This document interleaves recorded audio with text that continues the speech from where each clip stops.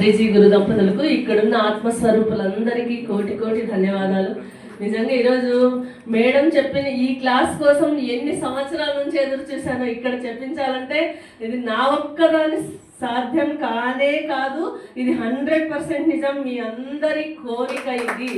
మీ ఆత్మలో ఆ తపన ఉన్నప్పుడే ఇట్లాంటి మాస్టర్స్ వస్తారు. నిజంగా ఈరోజు ఆ మేడంది నేను నంబర్ వెతికి వెతికి వెతికి వెతికి మరీ తీసుకున్నా. ఎన్నిసార్లు మనము వారానికి ఒకసారి వస్తాం ఇక్కడ క్లాస్ వింటాం, కానీ 6 రోజులు ఒక్క సెకండ్ చాలు మమ్మల్ని మాయలో ముంచడానికి ఈ ప్రపంచంలో మనకి. కానీ 6 రోజులు ఏం చేస్తాం? నేను మేడం వీడియోలు చాలా చూశాను. ఆమె మాటలు, ఆమె చెప్పే తపన, ఇక్కడి నుంచి ఆమె చెప్పే ఆ గట్స్, నిజంగా అందుకు ఇన్స్పైర్ ప్రతిదీ చూసేదాన్ని. అలా ఎప్పుడు దొరుకుతుందంటే మొత్తానికి ఒకసారి దొరికిన తర్వాత 6 నెలలకు వచ్చారు వాళ్ళు. అంత ఈజీగా అయితే రాలేదు. అలా మేడం చెప్పింది ఎంత సత్యం అంటే నా గురించే అర్థం క్లాస్ చెప్పారు ఆమె ఈరోజు.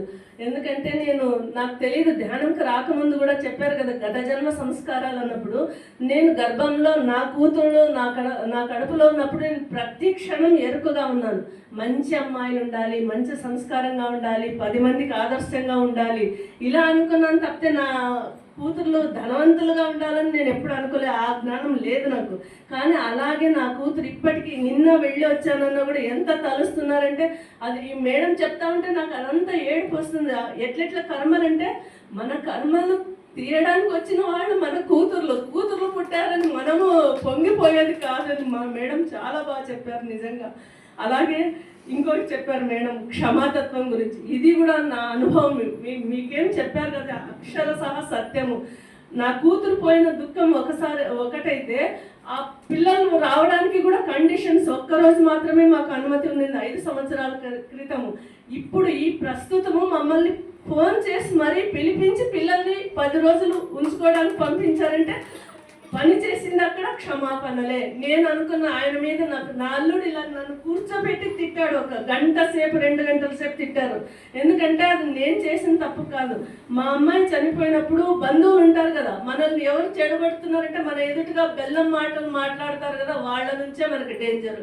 మనల్ని ఎవరైనా తిడతారంటే వాళ్ళే మన స్నేహితులు. నిజం, ఇది సత్యము. ఆ మాటలు విని వాళ్ళు నువ్వేం మాట్లాడలేదు కదా, వాళ్ళందరూ అట్లా అంటుంటే మీ కూతురు మనం బాగా చూసుకోలేదా అని మా అల్లుడు కూర్చోబెట్టి 2 గంటల సేపు నన్ను తిడితే కూడా నేను ఏ రోజు వాడిని ద్వేషించలేదు. నేను అనుకున్నది ఒకటే, గత జన్మలో నేను ఏదో తప్పు చేశాను, ఇన్ని బాధ పెట్టాను, ఇప్పుడు నేను బాధపడుతున్నాను అంతే అనుకున్నాను. ఆయన్ని నిజంగా క్షమాపణ అడిగాను, మనసారా క్షమించమని అడిగాను. నువ్వు అంటే నాకు ప్రేమ, నువ్వు నా తమ్ముడివి, నాకు నీ మీద ప్రేమ ఉంది, నీకు కూడా నేను ఇలానే ఉండాలి అని ఎప్పుడైతే నేను ఇలా అనుకున్నానో ఈ రిజల్ట్ ఇప్పుడు వాళ్ళే పిలుచుకుని వెళ్ళి మమ్మల్ని కారులో పిలుచుకుని వెళ్ళి వాళ్ళ తోట చూపించి ఇలా టోటల్ చేంజ్. ఇట్లా ఉన్న వాళ్ళు ఎట్లా అయ్యారని మా వాళ్ళే అడుగుతున్నారు. ఏం చేశామంటే మెడిటేషనే. మేడం చెప్పినవి 2 బ్రహ్మాస్త్రాలే, ఒకటి క్షమించడం, ఒకటి కృతజ్ఞత. నిజంగా నా రోజు మొదలయ్యేదే భూమాతకి కృతజ్ఞత చెప్పే నేను లేస్తాను. నా తల్లిదండ్రులకి, పంచభూతాలకి, నా తోటి స్నేహితులందరికీ, మా సార్కి, పంచభూతాలకి, భూమాతకి, యోగమాతకి, ప్రకృతి మాతకి, విశ్వమాతకి, నేను ఎవరితో అయితే మాట్లాడుతానో వారందరూ ధ్యానులు కావాలి, వారందరూ ఈ ధ్యానంలో సత్యం తెలుసుకోవాలి. ఇవన్నీ ప్రతిరోజు ఈ ఎరుక. ఫస్ట్ మనం నిజంగా ధ్యానులకు ఉండాల్సింది ఎరుక. మాట్లాడే ప్రతి దాంట్లోనూ ఎరుక ఉండాలి.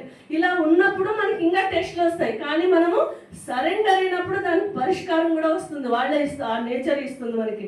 నిజంగా ఒక్కొక్క మాట మేడం AK-47 మాదిరి మీరు చెప్పిన మాటలన్నీ నా జీవితంలో అయితే నేను నిజంగా ఆచరించి చూశాను. అద్భుతం ఉంది. అందుకే మేడం అన్నట్లు నేను ఏమంటారు కదా, తిడితే బాధపడను, పొగిడితే పొంగిపోను, ఆ స్థితిలోనే. ఏది సత్యం కాదు. ఇదంతా మన కర్తవ్యం ఏంటంటే ధ్యానంలోని సత్యాన్ని, ఈ గొప్పతాన్ని చెప్పడమే. ఇదే మన కర్తవ్యం. ఇది ధ్యానులందరి కర్తవ్యం.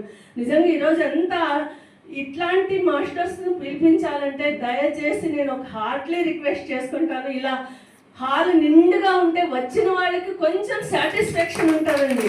మరి ఇది ఎందుకో ఎవరికో మనము వాళ్ళు ఏం ఆశిస్తారు చెప్పండి? ఇంతమందిని చూస్తే సోల్ హ్యాపీనెస్, అది మనకు బ్లెస్సింగ్ అవుతుంది. సో ఇట్లాంటి వాళ్ళు వచ్చినప్పుడు మనం రావాలి. మనం ఎవరో సార్ పిలిస్తే రావడం కాదు, అది గొప్ప కాదు. మనకు మనముగా రావాలి. ఎవరిని ఉద్ధరించడానికి వస్తాము? మన జీవితం మనం బాగుపడాలి. ఈ మానవ జన్మ తీసుకున్నాం కదా, దీని నుంచి ఏం నేర్చుకోవాలి, ఈ సార్థకం చేసుకోవాలంటే మనమే రావాలి. సార్ పిలిస్తే వచ్చేది కాదు. ఇలా చాలా మంది వస్తే ఇంకా మంచి మంచి మాస్టర్స్ ఉన్నారు, మీ ద్వారానే రప్పించబడతారు. మీరు రావాలి. ఇలా హాల్ నిండుగా ఉంటే ఎవరైనా కానీ మాకు కూడా పిలవడానికి సార్కైనా కానీ బాగుంటుంది. సో ఇట్లా రావాలని వచ్చినందుకు మీ అందరికీ ధన్యవాదాలు మేడం. నిజంగా మీకు హృదయపూర్వక ధన్యవాదాలు. ఈరోజు మా భాగ్యము. ఏమంటారు కదా, సినిమా హిట్ అంటే బాక్స్ బద్దలైపోయినట్టు ఈరోజు మా పతంజలి పిరమిడ్ బద్దలైపోయింది. ఎందుకు మాట్లాడలేదు, క్లాప్సులు రాలేదంటే వాడు ఆ షాక్ల నుంచి బయటకు రావట్లేదు.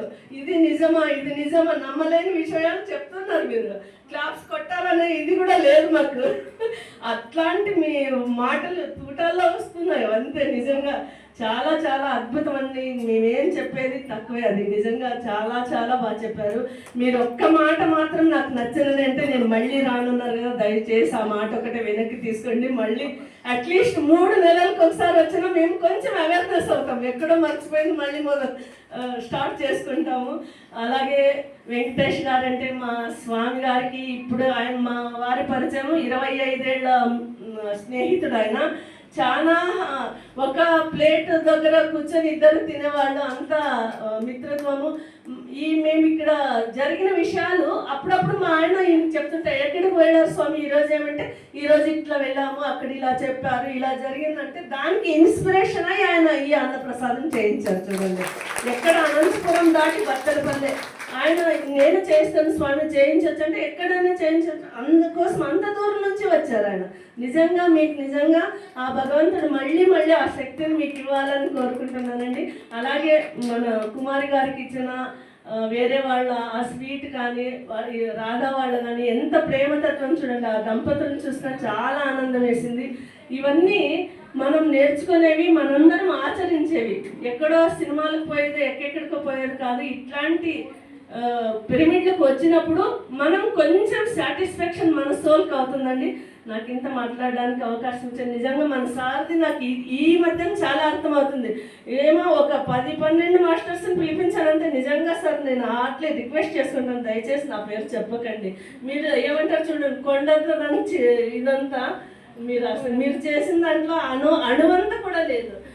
అలా ఆయన ఇన్ని సంవత్సరాలు చేస్తున్నాడంటే ఇదేం గొప్ప కాదండి. నిజంగా మనందరి ఆశయం ఇట్లాంటి మాస్టర్స్ రావడము, ఇలాంటి వాళ్ళు కూడా మన పిరమిడ్కి రావడం. Thank you sir.